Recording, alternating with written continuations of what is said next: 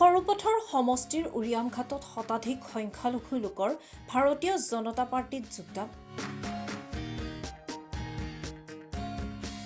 বিজেপিৰ প্ৰতি আকৰ্ষিত হৈ লগতে সৰুপথাৰ সমষ্টিৰ বিধায়ক বিশ্বজিৎ ফুকন কৰ্মদক্ষৰ ওপৰত মুগ্ধ হৈ শ শ সংখ্যালঘু লোকে বিজেপিত যোগদান কৰা দেখা যায়।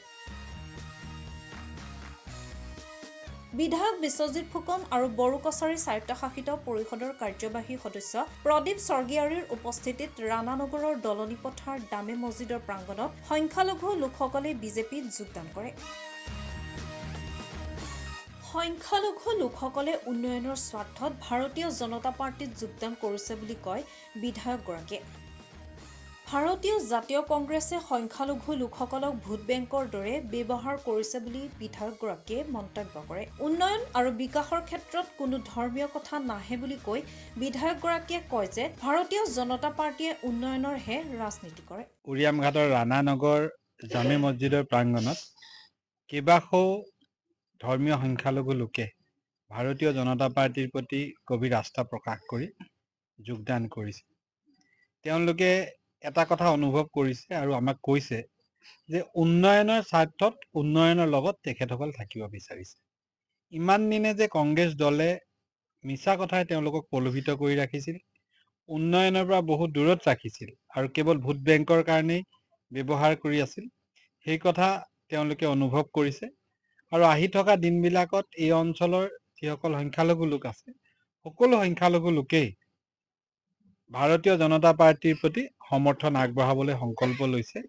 বিশেষকৈ ডক্টৰ হিমন্ত বিশ্ব শৰ্মা ডাঙৰীয়াৰ যি বলিষ্ঠ নেতৃত্ব, যি নেতৃত্বই অসমখনক দ্ৰুতগতিত আগবঢ়াই লৈ গৈছে আৰু তাৰ লগতে সৰুপথাৰ সমষ্টিৰ বিভিন্ন চুকে কোণে যেনেদৰে সকলো দিশতে সৰ্বাংগীন বিকাশ হৈছে, ইয়াৰ প্ৰতি তেওঁলোক আকৃষ্ট হৈছে। মই সকলোকে স্বাগতম জনাইছোঁ। তেওঁলোকৰ উপস্থিতিয়ে আমাৰ দলক শক্তিশালী কৰিব, লগতে অঞ্চলটো আগুৱাই লৈ যোৱাৰ ক্ষেত্ৰত তেওঁলোকৰ সহযোগিতাই আমাক সহায় কৰিব। ভাৰতীয় জাতীয় কংগ্ৰেছত কিছু লোকে যোগদান কৰা ভিডিঅ' আমি দেখিছোঁ, কিন্তু পাছত খবৰ লৈ গম পাইছোঁ যে সেইসকল প্ৰকৃততে কংগ্ৰেছ দলৰ সদস্য।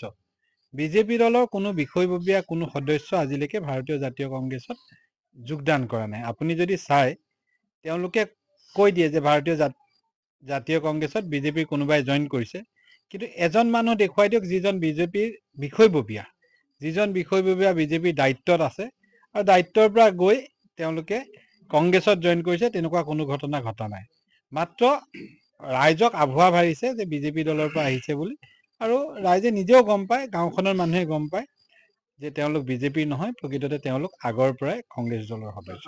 আমিতো উন্নয়নৰ ৰাজনীতি কৰোঁ, ইয়াত সংখ্যালঘু সংখ্যাগুৰু বুলি কথা নাই। আমাৰ কথাবিলাক অধিক স্পষ্ট, কোনো বিষয়তে আমি কোনো কথা লোকঢাক নকৰোঁ।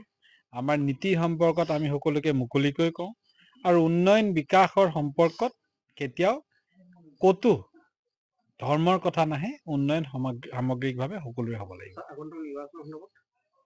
বহুত দিন আছে নিৰ্বাচন, 26ত আছে পঞ্চায়ত নিৰ্বাচন আহি আছে। পঞ্চায়ত নিৰ্বাচনত আমি দেখুৱাই দিম 26ত কি হ'ব, আগতীয়াকৈ গম পাব। সময়ৰ খবৰ সময়ত পাবলৈ ফ'ল' কৰক টাইম অফ আছাম।